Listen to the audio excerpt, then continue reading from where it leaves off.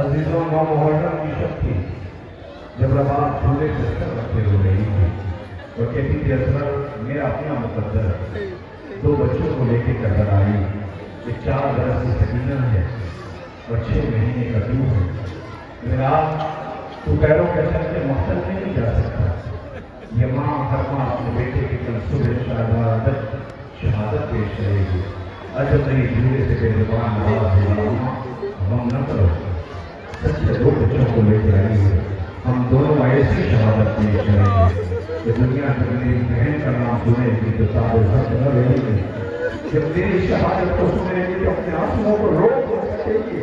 بابا کی مظلومی کا سوال میں کروں گا، رونے والا اصغر پیشین کہ آپ نے کہوارے کی زیارت کر لیا، بس اب آخری تابوت ہے جس کی آپ کو زیارت کرنا ہے، جو غریب مظلوم کا جنازہ ہے جس پہ کسی نے رحم نہ کھایا، جسے بطول شہزادی کے چچا پیس سے پالا تھا، اس حسین غریب کا تابوت زیارت کے لیے آنے والا ہے۔ سرکار بات اللہ نواز رسول کے تابوت کو اپنے کاندھوں پہ اٹھا کر ایام آزاد کے آخری شب خوب ماتم کیجیے گا، خوب غصہ پیش کیجیے گا۔ عزیزوں، میں نے شاید وہاں سے تابوت پڑے ماں میں ایک فکر کہا تھا جس وقت مجھے یاد آ رہا ہے، میں آپ کی خدمت میں عرض کرنا چاہتا ہوں۔ حسین آقا کی غربت کا احساس کیا کیجیے، کلیجہ پھٹ جائے گا۔ حسین آپ کا غم کتنا نفسیاتی ہے، ذرا سی بات بہت تیز ہوتی ہے۔ عزیزوں، ایران کا واقعہ ہے، ایران کا ایک بزنس مین، ایک تاجر جو اپنی فیملی کے ساتھ سفر میں تھا، سرد رات تھی، ٹھنڈ رات تھی، دیر رات ہو رہی تھی، بہت سے دنیا کا تعلق ٹوٹ کے ہوئی ہے۔ جب وہ گزر رہا تھا تو اچانک سے اس کی گاڑی خراب ہو گئی، وہ بہت بے چین ہوا، کیا کرے، کس سے کہے۔ -ڈگری میں ٹیمپریچر جا رہا تھا، ساتھ فیملی میں بیوی تھی، بیٹی تھی، بیٹا چھوٹا تھا، آغوش میں عجیب کیفیت تھی۔ اس نے سڑک پر ہر گزرنے والے ایک گاڑی کو اشارہ کیا، کوئی گاڑی رک جائے، ہاتھ دیتا رہا، اشارے کرتا رہا، لیکن کوئی نہیں رکا، کوئی نہیں رکا، کسی نے کچھ نہ سنا۔ اب یہ بہت بے چین، کیا کرے۔ اب آپ سنیے، انجن بھی گاڑی کا خراب ہو چکا، تو گاڑی کے اندر کا بلوور اس نے بھی ساتھ چھوڑ دیا، ٹیمپریچر گرنے لگا۔ یہ بہت بے چین ہوا، کیا کرے۔ آخرکار روتا ہوا یہ بیوی کے پاس دروازہ کھولتا ہے گاڑی کا اور کہتا کوئی راستہ نظر نہیں آتا۔ اس کی بیوی نے اشارہ کیا اور یہ کہا کہ سنو، میری سنو، کہا کیا کہ اس بچے کو اپنی آغوش ملو اور سڑک پہ چلے۔ اس نے بیٹے کو اپنی آغوش ملنے پر دیکھیے گا، سڑک پہ پہنچا۔ جیسے سڑک پہ پہنچا، ابھی تک کوئی گاڑی رکنے کو تیار نہ تھی، جیسے بچے کو ہاتھ میں لے کے آیا، ساری گاڑیاں رکنے لگی۔ کوئی دودھ لے کے دوڑا، کوئی کمبل لے کے دوڑا، کوئی گاڑی کے انجن اسٹارٹ کرنے لگا، کوئی گاڑی کو اسٹارٹ کرنے کی کوشش کرنے لگا۔ آخرکار مدد مل گئی، خیر و خیریت سے یہ اپنے گھر پہنچ گیا۔ وقت گزر گیا، سجدہ شکر ادا کیا، معبود یہ بڑا امتحان تھا، ایسی ویران اور ویران جگہ پر تو نے راستہ سلیم کیا، میں گھر آ گیا۔ رات ہوئی، دیر رات، گھر سے کسی کے رونے کی آواز آئی۔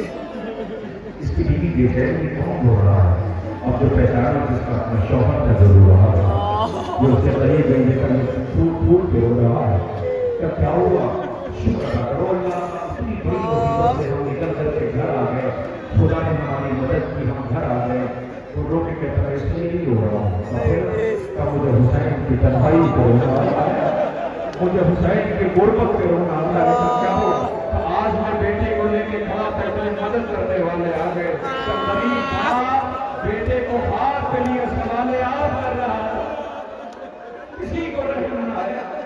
رونے والوں کا بلا احساس کا نام ہے، کلیجہ پھٹ جاتا ہے۔ آل محمد کی مصیبت کا 2 سے 3 منٹ، بس اس سے زیادہ وقت نہیں ہوگا، مجھے معاف کر دینا۔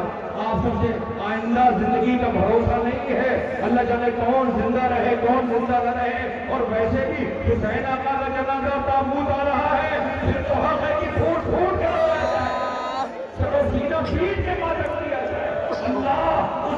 بہن کے بھائی کا جنازہ آ رہا ہے، جو 11 محرم کو رو کے کہتی اماں تیرے بچے کتنے غریب ہیں، زینب کے سر پہ چادر نہیں، بھائی کے کفن پڑا ہے۔ اللہ ہو ایک لیکن بار آپ سے کہہ رہا ہوں، میں روایت کا مطلب نہیں پڑھتا، میں احساس کرتا ہوں۔ عزیزوں ابھی 5 ربیع الاول آج 8 ہے، شب 8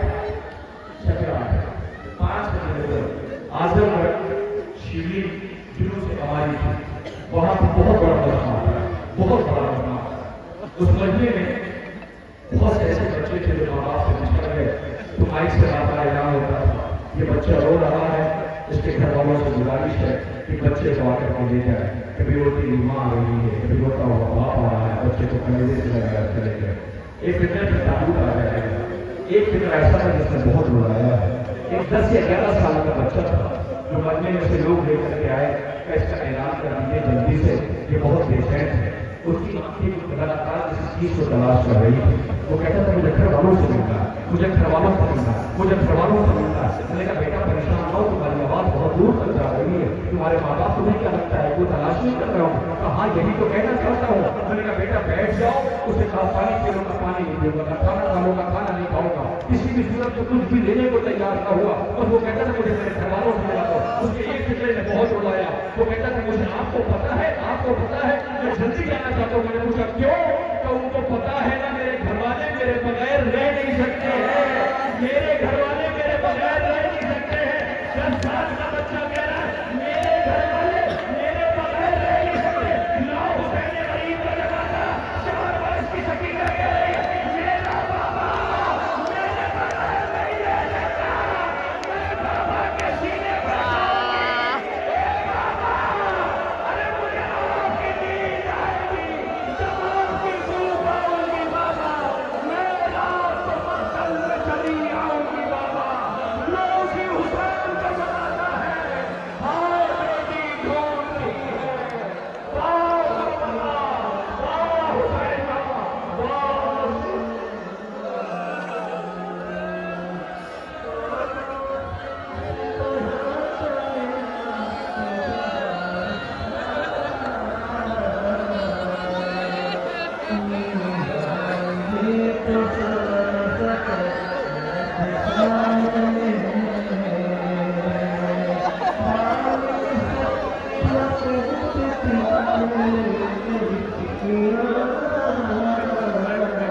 تو مولانا محمد رسول کربلا میری گزارش اس زبان کو روکے نہیں، اسے تابوت کے قریب لے کے چلے جائیں، اس لیے کہ اپنے شہر سوار کا ماتم کر رہا ہے۔ اللہ پیشانی کے خون ملے ہوئے یہ خیمے کے در پہ آیا تھا اور اس نے آ کے کہا تھا اے آقا کو بیٹی سکینہ، اے میرا رہوار تو کہتا ہے میرا شہر سوار مقصد میں پیاسا مارا جا چکا ہے، بی بی انتظار نہ کرنا، اب بابا لوٹ کے آنے والا نہیں ہے۔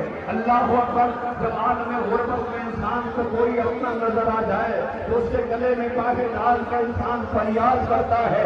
سکینہ کو جب کوئی اپنا نظر نہ آیا تو اسی کے گلے میں باغے ڈال کے کہتی تھی میں تجھ سے کہتی تھی نا میرے بابا کو مقصد کی طرف لے کے لگا، ہائے سکینہ زندان شام میں مر گئی، گلے میں کرتے میں کفن کر دیا گیا، بیوی کی آواز آ رہی ہے بابا آپ کو کفن نہ ملا، میں نے گلے میں کرتے میں اپنی تدفین کرا لی، اے بابا سکینہ کے گلیجے پہ زخم ہے، لیجیے وہی رہوار آپ کے درمیان سے گزر رہا ہے، آگے آگے لاہور، پیچھے پیچھے یہ بے زبان اپنے شہسوار